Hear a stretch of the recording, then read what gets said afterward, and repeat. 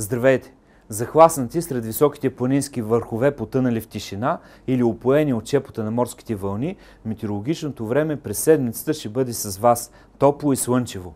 И докато Балканите са далече от активните атмосферни процеси, то западните и северните части от континента са изложени на набезите на тъмни дъждовни облаци, носещи гръмотевици и силни безпощадни ветрове.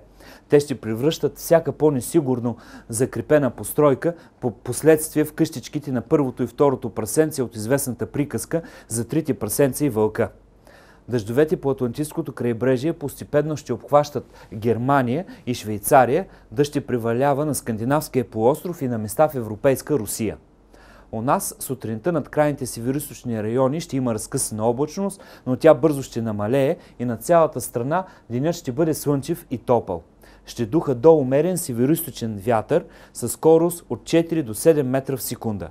Максималните температури ще бъдат от 30 до 35 градуса, за района на Сандански и Петрич 36-37.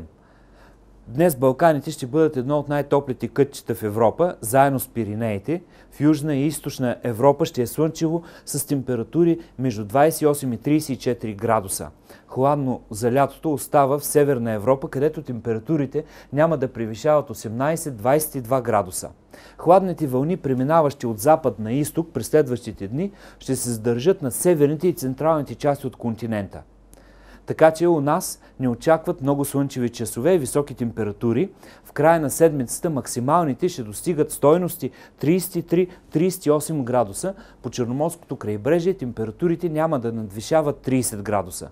Слънчевите и топли дни по това време на месеца ви позволяват приятно и безопасно излагане на слънчевите лъчи около 20 минути. Това е особено важно за малките деца и хората с по-светла кожа. Това беше прогнозата за времето. Приятен ден!